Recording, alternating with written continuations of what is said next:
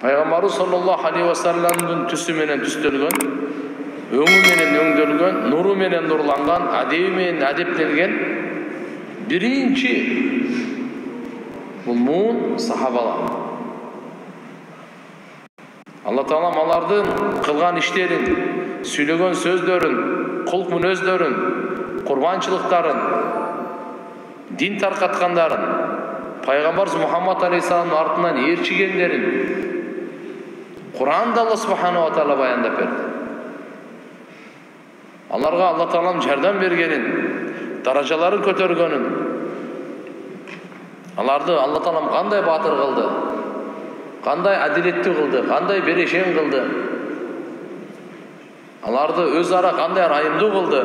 Ошол эле кезде душмандарга өтө катуу турган, кача турган эмес, корко турган эмес, сүрдөнө турган эмес, ушундай кылып тарбиялады. Акыры жараткан Алла өзүнүн саламын, ыраазычылыгын, кечиримдүүлүгүн бардыгын берди. Пайгамбарыбыздын жолун жолдогон үчүн. Ошо Пайгамбар саллаллаху алейхи ва саллам жолу бүгүн дагы бар. Ал жол өчүп калган жок. Жоголуп кеткен жок. Унутуп калынган жок. Адамдар дүйнөгө келип атат, кетип атат, бирок кээ бир адамдар алхамдулилlah пайгамбарыбыздын жолун жолдоп атышат. Пайгамбарыбыздын көрсөткөн жолунда чызып берген сызыгындан чыкпай, бүгүн да алхамдулилlah ушу бир сүннөт болсун, бир кичинекей амал болсун пайгамбарыбыз кичине окшошоюнчу деп, мейли дененин сыртындагы байланыштуу болсун, ичкине байланыштуу болсун аракет. Себеби пайгамбарыбыздын сүйүүсүнүн талабы ушул. Пайгамбарыбызга баш ийүүнүн талабы ушул. Пайгамбарыбыздын сүннөтүнө амал кылуу. Пайгамбар саллаллаху алейхи ва салламдын таквалыкка болгон жолдомо бүгүнкү сабак. Бардык абалдарда, бардык иштерде Алла субханаху ва тааладан коркуу, Алладан коркуп, Алла тыйган арам нерселерди таштоо. Тирмизи шарифте келет, Муаз ибн Джабал радıyallahu анхудан риваят бар. Пайгамбар саллаллаху алейхи ва саллям айтат: "Иттақилла хайсума кунта, ва атби саййатал хасаната тамхуха, ва халиқин нас би хулуқин хасан." Муаз ибн Джабал радıyallahu анхуга пайгамбарыбыздын айткан осуяты, ал аркылуу бүткүл үммөткө айткан пайгамбар саллаллаху алейхи ва салламдын осуяты. Кай жерде гана болбо, Алла Тааладан корккун деди. Алладан коркуп жүргүн. Биз айтып калабыз, Кудайдан коркчу депчи. Абу Ханифа рахматуллахи алейхи айтат: "Ким мага Кудайдан коркчу деп айтса, Аллаху акбар, андан улуу насаат мага айткан жок. Эң улуу насаат ушул мага. Менин бактыма ушундай адам бар экен, Кудайдан коркчу деп айткан сөздү кулагыма Алла угузду" деп сыймыктанат эле, сүйүнөт. Биз бүгүн Кудайдан коркчу десе, ал менен кайра жакырлашабыз. Эмне айтасың сен деп. Мына Кудайдан коркчу деген сөз өтө жакшы сөз бул. Өтө жакшы сөз. Эң жаманы, ушунун жаманы, Кудайдан коркчу десе, өзүңү билип алчы деген жооп кайтарган бул эң жаман сөз. Кээде ушундай да бизде коомчулук. Өзүңү билип алчы деп. Өзүңгө биле билбей кыямат күнү жооп берет, бирок сага айтылган сөздү ошого кандай амал кыласың сен? Алланы сүйгөн адам болсо, уну туура кабыл алат. Сразу. Эгер туура эмес кылган болсо, туура эмесин таштайт. Муаз ибн Джабал разıyallahu anh пайгамбарыбыз айтты: "Кайда гана болбо, Кудайдан коркуп жүр" деди. "Иттақилла хайсума кунта." Таква деген сөз эмне десе? Таква деген сөз сактануу. Адамга зыян бере турган нерселерден. Макулбу? Сактануу. Адамга ыза бере турган нерселерден, жамандыктан сактануунун аты таква. Шарияттагы таква деген эмне десе? Алла Таала тыйган нерседен сактануу. Алла Таала арам кылган нерсени таштоо. Bunun adı takva деп айтады. Ошончо пайгамбарыбыз айтты, биринчи сөз ушул болду. Иттақилла хайсума кунта. Кайда гана болбо. Кайсы абалда гана болбо. Курсанчылыктабы, кайгыдабы, ден соолуктабы, оорудабы, түндөсүбү, күндүзүбү, кургактабы, суудабы, кайсы абалда гана болбо, Алладан корккун. Байып кетсең дагы Алладан корккун, ишиң жүрүшпөй атса дагы Алладан корккун.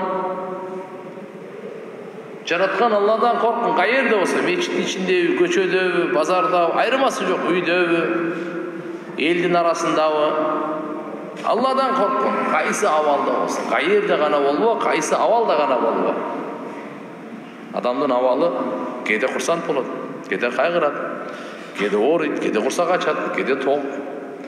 Ар кандай абалда Алладан корккун деп атат. Биринчи мынакей буйрук туугандар, сизге, мага пайгамбарыбыз Мухаммад алейхиссалам тарабынан мынакей иттақилла, Алладан корк. Хайсума кунта. Өкмөттөсүңбү, дордойдосуң, базардасыңбы, таладасыңбы, дыйканчылыктасыңбы, айырмасы жок. Үйдө болсоң да бала чакаң менен Алладан коркуп жаша. Ушул эки дүйнөнүн бактылыгынын сыры. Алладан корккон адам арам нерсени кылбайт. Ушул алсыраган сайын адам баласы арамга жакындай берет. Алладан корккон адам Алланын буйругун таштабайт. Алсыраган сайын Алла Тааланын буйругун таштай баштайт. Экинчиси, адам баласы болгондон кийин ката, жаңылыш мүнөздүү. Пайгамбарыбыз айтканда, куллу бани адам хата. Адам баласынын баары катакер. Хайры хаттайын ат-тавабун, катакерлердин эң мыктысы тооба кылуучу. Баарыбыз катакербиз, бирок арабыздан эң мыкты ким экен? Ким тооба кылса ошо мыкты. Катакерлердин эң жакшысы тообаны кечиктирбейт. Чын жүрөктөн тооба кылат. Тилин учунда эмес, жүрөгүн тереңдигинен. Эптеп-септеп эмес. Чын жүрөктөн тооба. Пайгамбарыбыз айткан, ошондой эгерде сени ката болуп калса, ва атбил сайятал хасаната тамхуха, жамандыктын аркасынан жакшылыкты ээрчитип кой. Аркасынан жамандыктын аркасынан жакшылыкты кылып кой. Себеби ушу жакшылык тиги жамандыкты өчүрүп салат дейт да. Кээде мындай болуп калат, бирөөнү капа кылып койдум. Аркасынан кечирим сурап кой. Көңүлүн көтөрүп кой. Бирөөнүн бир нерсесин алып койдум. Кайтарып берип кой. Бирөөнү түртүп бердиң. Барып кечирим сурап кой. Иттик менен кетти кечирим. Аркасынан бир жакшы иш кылып кой, ошол мурунку жаман ишиңди өчүрүп салат. Аны өчүрбөсөң ошо ойдон кетти ахиретке. Ал чатаган. Эгерде Кудай сактасын, билип билбей бирөөнүн артынан сүйлөп алсаң, бирөөнүн акысына кирип алсаң, бирөөнү алдап койдуңбу, же болбосо бирөөнү ушактап койдуңбу, же болбосо бирөөгө жала жаап койдуңбу, артынан сразу жакшы иш кылып койгандай, барып чын сөздү айтып кой. Же кечирим сурап, же ачык айтып кой, мен сизге жала жаап койдум. Артынан жакшы иш кылганыңыз мурунку кылган катаны өчүрүп салат дейт. Ва халиқин нас би хулуқин хасан, эми адамдар менен жакшы мүнөздө мамиле кылгын дейт. Адамдар менен, бардык адамдар менен жакшы мамиледе, жакшы мүнөздө мамиле кылуу биз буйрулганбыз. Адамдар көп, мусулмандар дагы бар, кафырлар дагы бар. Жакшы адамдар дагы бар, жаман адамдар дагы бар. Кандай гана адам болбосун, ошо менен жакшы кулк мүнөздө мамиле кыл деп атат да. Жакшы кулк мүнөздө мамиле кыл деп. Ошончо пайгамбарыбыз айтканда бир хадисте имма болбогула деген. Ал кандай десе, адамдар жакшы иш кылса, мен деле жакшы иш кылам, жаман иш кылса, мен деле жаман иш кылам. Заман айтып атпайбы, бөрү болсо бөрү бол, түлкү болсо түлкү бол деген. Биздин динибиз антип айтпайт. Пайгамбарыбыз не dedi? Андай болбогула. Сиздер мындай болгула дейт. Адамдар жакшылык кылса, жакшылык кылам. Эгер адамдар жамандык кылса, жамандыгынан сактанам. Мен ага жамандык кылбайм, жамандыгынан сактанам. Мына эми пайгамбарыбыз эмне деди? Үчүнчүсүн айтып атканы, бардык адамдар менен жакшы кулк мүнөздө мамиле кыл. Эң биринчи ата эне. Эң биринчи сиздин эң жакындарыңыз ким? Атаңыз, апаңыз. Жакындарыңыз ким? Бир туугандарыңыз, аялыңыз, бала чакаңыз. Ушулар менен. Азыр өзгөчө айтып кете турган нерсе бул. Азыр жакындарды адамдар достошуп, тууганчылыктын ордуна душмандашып, бири-бирин жарга түртүп, бири-бирине көрө албастык кылып, коомчулукта уксаң таң каласың. Тиги атамдын бир тууганын баласы эле деп, тиги эжемдин бир тууган баласы эле деп. Булар туугандар карындаштар, карындаш. Түрктөрдө карындаш деп коет мындай. Бул жакшы сөздөн чыккан. Карын, бир карындан чыккандар. Барып келсең эле бир карындан. Бөлөлөр каяктан? Барып бир карындан чыгышат булар деле. Жээндер, тайкелер каяктан? Тайдан. Бар эле бир карындан чыккан. Агайынелер тим болду. Ошончо туугандар, мынерде пайгамбарыбыз айтканды, биз өзүбүздүнчө напсибизге карап эле уруп жашап кете бербей, пайгамбарыбызды карап жашасак тез оңолобуз. Бул дүйнө бизге бейиш болуп калат. Бир сому жок бактылуу болобуз.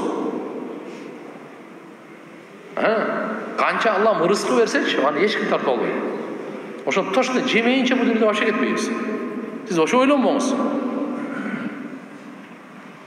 Биз ошо кичинекей дүйнө үчүн азыр бир аз болбогон акча үчүнчү, кичине жер үчүн, акча үчүн, өтүп кетти эле мурасы үчүн бири-бири соттошуп, бири-бирине бычакташып, бири-бири менен катташпай, бири-бири менен саламдашпай, бири-биринин көрө турган көзү жок. Ушунун баардыгы пайгамбарыбыздын сөзүнө кулак салып алгандан да. Эгерде ушинтип айткан экен деп билсекчи, анда биз башка мамиле кылат элек да. Эгерде Аллахны укпасак, аламдын кожоюну, пайгамбарыбыз Мухаммад алейхиссалам адамзаттын мырзасын укпасак, кимди угабыз аны? Напсини, шайтанды уксаңыз, точно сиздичи аңгатыгат, бактысыздын балтасы менен чабат, түпкүз дозоктун отунуна даярдайт. Эгерде шайтан менен напсини, тим более дүйнөнү кошуп уга турган болсоңуз, өлдү анда. Сиз точно кор кылып бу дүйнөдөн жок кылат. Анан көрөк, кыргыздын жакшы сөзү бар, эсиң барда этегиңди жап. Азыр алхамдулилlah Алла таалам берди. Ошон үчүн адамдар депти пайгамбарыбыз. Адамдардан эң жакындары менен жакшы болойлу. Андан кийин иншалла кошуна колоң, башка адамдар бардыгы менен. Мына.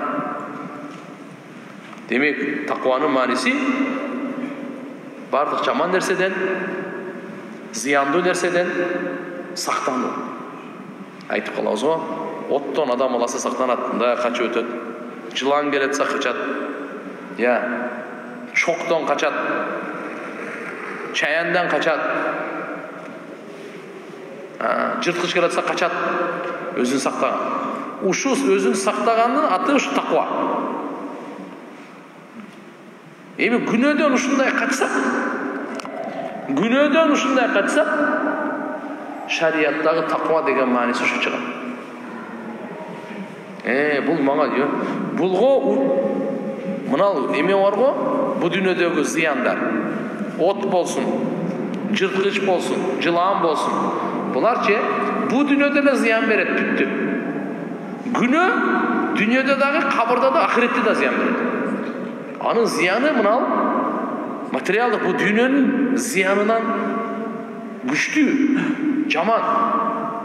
Ошон үчүн туугандар, мына такваны айтып атат. Алланын азабынан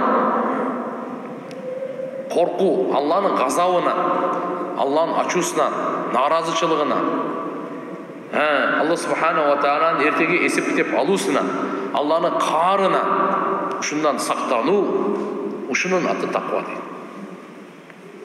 Albatta bu takva qaytib keladi adamga dese, Allah Taala'nın buyruqlarına baş iyu menen, tıyganlardan tıyıluu menen. Uşunu atkarsa adam takva ola beradi.